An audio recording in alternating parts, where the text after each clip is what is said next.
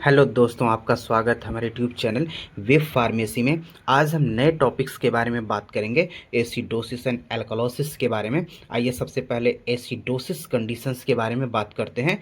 Acidosis is a condition involving accumulation of acid. Acidosis एक ऐसी condition है जिसमें जो है एसिड का एक्यूमुलेशन होने लगता है, विच का जो कारण बनता है the body fluid pH to become more acidic compare to the normal pH of 7.4। जो नॉर्मल पीएच होता है 7.4, उसके कंपेयर में जो होता है बॉडी फ्लूइड का पीएच मान जो है वो मोर एसिडिक हो जाता है। इस कंडीशन को हम लोग जो है एसिडोसिस कहते हैं। Reduce pH means increase in acidity. हम इस एसिडोसिस को जो है पीएच स्केल की सहायता से जो है समझने का प्रयास करते हैं। इस पीएच स्केल में जो कुछ नंबर दिए गए हैं, ये नंबर जो है डिफाइन करते हैं एसिडिक कंडीशन और एल्कलाइन कंडीशंस को। जब हम ये नंबर जो पीएच स्केल में जो नंबर दिए गए हैं जैसे 7, ये न्यूट्रल्स पॉइंट्स को इंडिकेट करते हैं। इसका एग्जांपल होता है डिजिटल वाटर। जब हम 7 नंबर से लेफ्ट की साइड बढ़ते हैं तो एसिडिक कंडीशन जो होता है वो बढ़ने लगता है, और जब हम राइट की तरफ मूव करते हैं तो अल्कलाइट कंडीशन जो है वो बढ़ने लगता है। हम अगले पॉइंट्स की ओर बढ़ते हैं। Acidosis is classified into two main types based on cause. Cause के आधार पर एसिडोसिस को हम लोग जो है दो मेन टाइप्स में जो है बांटते हैं। पहले टाइप्स के बारे में बात करते हैं, रेस्पिरेटरी एसिडोसिस। ऑकर ऑकर मतलब होता है कब पाया जाता है, व्हेन जब the lungs can not remove enough carbon dioxide produce by body. Body के द्वारा प्रोड्यूस कार्बन डाइऑक्साइड को जब लंग्स जो है पर्याप्त रूप से रिमूव नहीं कर पाती है तो उस कंडीशन में जो है रेस्पिरेटरी एसिडोसिस हो जाती है।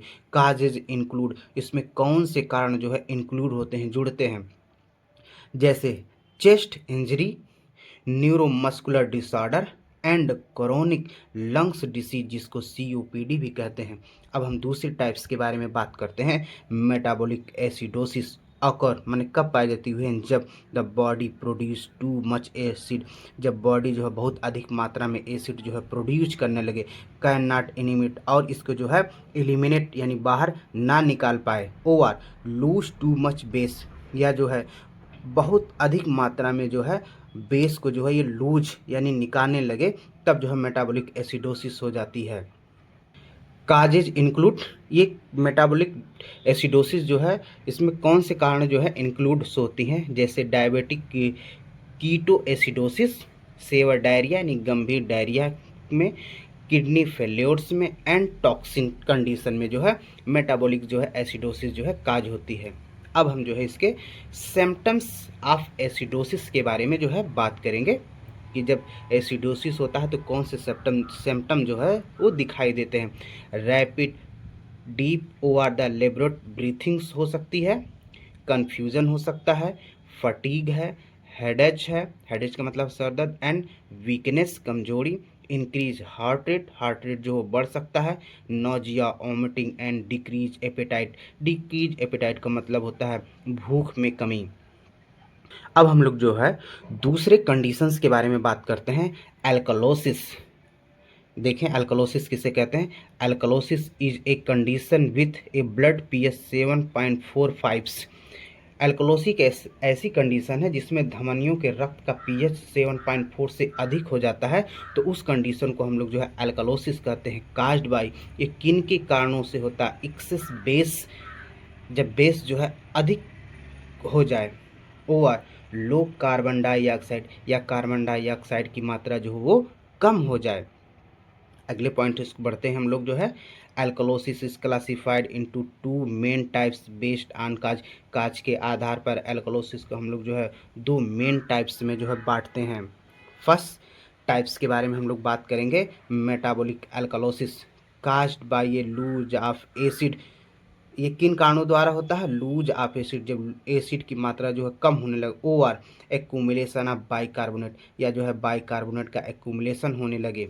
कॉमन काज, कुछ कॉमन काज के बारे में हम लोग जो है बात करेंगे, जिससे सेवर ओमेटिंग, जब गंभीर रूप से ओमेटिंग होने लगे। डायूरेटिक ओवर यूज, डायूरेटिक का जो हम लोग जो है ओवर यूज कर लें। डिहाइड्रेशन कंडीशन में, और एक्सेसिव इंगेशन ऑफ एंटासिड, जब जो है एंटा एसिड का हम लोग ज़्यादा मात्रा में जो है इंगेशंस कर लें, उस कंडीशन में जो है मेटाबॉलिक एल्कोलॉसिस हो जाता है। नेक्स्ट टाइप्स के बारे में हम लोग जो है बात करते हैं रेस्पिरेटरी एल्कोलॉसिस के बारे में। कास्ड बाय, ये किनके द्वारा होता है? The lungs releasing too much carbon dioxide, जब जो है लंग्स जो है बहुत अधिक मात्रा में कार्बन डाइऑक्साइड जो है रिलीज करने लगे। अगला, पेन कंडीशन में, फीवर, लो ऑक्सीजन लेवल में जो है रेस्पिरेटरी एल्कोलॉसिस जो है वो काज हो जाती है। आइए अब हम इसके सिम्टम्स के बारे में बात करते हैं। मसल ट्विस्टिंग या ट्रीमर्स, ट्रीमर्स का मतलब होता है हल्का कंपन। नेक्स्ट, नंबनेस और the tingling in face, hand और फीट। नंबनेस का मतलब होता है सन, टिंगलिंग का मतलब होता है झुंझुनाहट। फेस या हैंड में जो है थोड़ी बहुत जो है झुंझुनाहट हो सकती है। नोजिया एंड वोमिटिंग, कन्फ्यूजन की चीज़ जो है वो क्रिएट हो सकती है।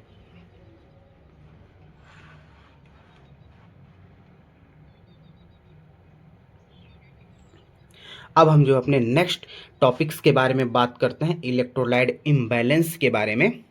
Any disturbance in the concentration of water, sodium and other electrolytes. Sodium, water और अदर इलेक्ट्रोलाइट्स की कंसंट्रेशन में जब कोई डिस्टर्बेंस काज होती है, is known as electrolyte imbalance. हम जो इसको जो है इलेक्ट्रोलाइट इम्बैलेंस के रूप में जानते हैं। कुछ इलेक्ट्रोलाइट्स के बारे में बात करेंगे, जैसे पोटेशियम, कैल्शियम एंड मैग्नीशियम। हम इनको जो है वन बाय वन जो है करके जो है स्टडी करेंगे। आइए देखते हैं। सबसे पहले potassium, it is the chief positive charge, ये जो है मुख्य पॉजिटिव चार्ज आयन है, प्रेजेंट इन इंट्रासेलुलर फ्लूइड, ये इंट्रासेलुलर में जो है प्रेजेंट होता है, नहीं उपस्थित है, and is important for normal functioning of nerve. ये नर्व सेल के जो है नॉर्मल फंक्शनिंग के लिए बहुत इंपॉर्टेंस होता है। Potassium ion participate, potassium ion जो है किसके साथ पार्टिसिपेट करता है? इन मसल कॉन्ट्रैक्शन में, ब्लड कोगुलेशंस में, एंजाइम एक्शन में, conduction of impulse and maintenance cell membrane potentials में जो है ये पार्टिसिपेट करता है। आइए हम जो है आगे पॉइंट्स देखते हैं। Abnormally low concentration of potassium in blood, जब ब्लड में जो है पोटेशियम आयन की जो है कंसंट्रेशन वो लो हो जाए, इज नॉन एज हाइपोकैलेमिया, हम इसको जो हाइपोकैलेमिया के रूप में जानते हैं। It is commonly caused by, ये इट इज़ कॉमनली काज, ये सामान्यतः किन कारणों द्वारा होता है? बाय एक्सेसिव पोटेशियम लूज, जब जो हम पोटेशियम का अधिक मात्रा में लूज होने लगता है, थ्रू माने द्वारा।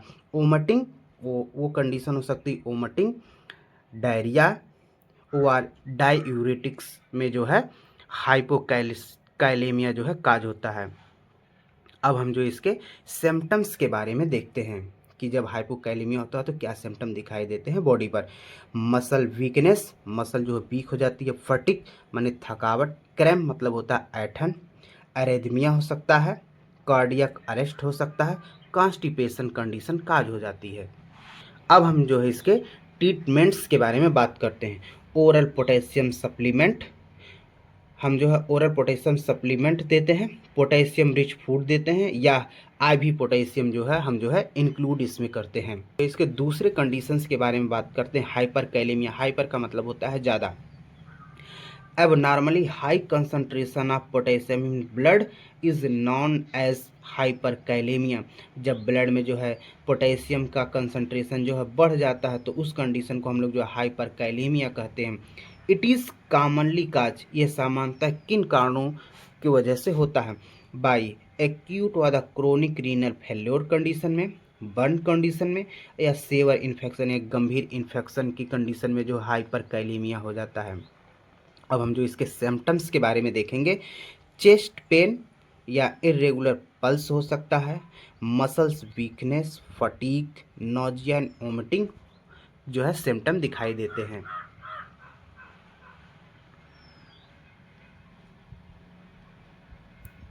अब हम जो है नेक्स्ट इलेक्ट्रोलाइट्स के बारे में बात करते हैं। Calcium, it is a positive charge ion, ये पॉजिटिव चार्ज आयन है, important for the various biological function, ये जो है विभिन्न बायोलॉजिकल फंक्शन में जो है महत्वपूर्ण भूमिका निभाता है, लाइक जैसे हार्मोन सिक्रेशन में, कॉन्ट्रैक्शन ऑफ मसल में, ग्रोथ ऑफ बोन में, सेल मेम्ब्रेन परमेबिलिटी में जो है महत्वपूर्ण भूमिका निभाता है। जो है कुछ कंडीशंस के बारे में इसके बात करेंगे। Hypocalcaemia, abnormally low concentration of blood calcium level is known as hypocalcaemia. जब ब्लड लेवल में जो है कैल्शियम का कंसंट्रेशन जो है कम हो जाए तो उस कंडीशन को हम लोग जो है हाइपोकैल्केमिया कहते हैं। इट इज़ कॉमनली काज, ये सामान्यतः किन कारणों की वजह से होता है? विटामिन डी डिफिशेंसी, हाइपोपैराथायरॉयडिज्म में, या जो है मैग्नीशियम डिफिशेंसी में जो है हाइपोकैल्केमिया हो जाता है। अब हम जो है इसके सिम्टम्स के बारे में देखते हैं। जब हाइपोकैल्केमिया होता है तो कौन से सिम्टम दिखाई देते हैं? नंबनेस, ओवर टिंगलिंग सेंसेशन, या एब्डोमिनल क्रैम्प, या पेट में जो है ऐंठन, पर्सनालिटी चेंज हो सकती है, या हार्ट फेल्योर हो सकता है।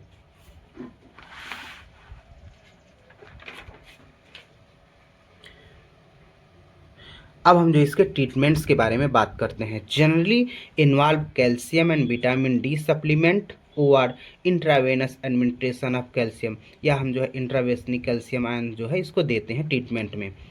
नेक्स्ट कंडीशंस के बारे में बात करते हैं। हाइपर कैल्केमिया, हाइपर का मतलब होता है ज़्यादा। Abnormally high concentration of blood calcium level is known as hyper calcaemia. जब ब्लड लेवल में जो है कैल्शियम का जो है कंसंट्रेशन बढ़ जाता है उस कंडीशन को हम लोग जो है हाइपर कैल्केमिया कहते हैं। It is commonly cause by, ये सामान्यतः किनके कारण होता है? कैंसर में, थायराइड डिसफंक्शन में, ओवर एक्टिव पैराथायराइड्स में, डाययूरेटिक थेरेपी में, and excessive administration of vitamin D. जब हम जो है अधिक मात्रा में विटामिन डी का जो है एडमिनिस्ट्रेशन कर लें तो उस कंडीशन में हाइपर कैल्केमिया हो जाता है। अब हम जो इसके सिम्टम्स के बारे में देखेंगे। जब हाइपर कैल्केमिया होता है तो रीनल स्टोन हो सकता है, हार्ट फेल्योर हो सकता है, कॉन्स्टिपेशन हो सकता है, nausea, vomiting, abdominal pain, bone pen, muscle week हो जाती है। अब हम इसके ट्रीटमेंट्स के बारे में बात करते हैं। Focus on the underlying causes, हम जो लोग हैं मुख्य काज के ऊपर जो है इसका फोकस करते हैं। इसमें देखेंगे डिहाइड्रेशन कराकर जो है इसका ट्रीटमेंट करते हैं, या कैल्शियम लोअरिंग ड्रग्स देकर जो हम इसका ट्रीटमेंट करते हैं। अब हम जो नेक्स्ट इलेक्ट्रोलाइट्स के बारे में बात करते हैं। Magnesium, it is a positively charge ion distribute through out the body. ये पॉजिटिव चार्ज आयन है जो बॉडी के द्वारा जो है डिस्ट्रीब्यूट हो जाता है। जैसे 50% in an insoluble state in bone, ये बोन में जो है इनसॉल्युबल अवस्था में 50% पाया जाता है। 45% एंड इंट्रासेलुलर कैटान, ये जो है 45% जो है इंट्रासेलुलर जो है कैटान्स के रूप में होता है, and 5% in extra cellular solution, ये 5% एक्स्ट्रा सेलुलर सोल्यूशन के रूप में प्रेजेंट होता है। इट हेल्प मैनेज, ये कौन सा जो है मैनेज या हेल्प करता है मैनेज में? ब्लड प्रेशर को ये कम करता है, रिड्यूस स्ट्रेस में स्ट्रेस को जो है कम करता है, एंड इम्प्रूव स्लीप, यानी सोने में जो है ये इम्प्रूवमेंट लाता है।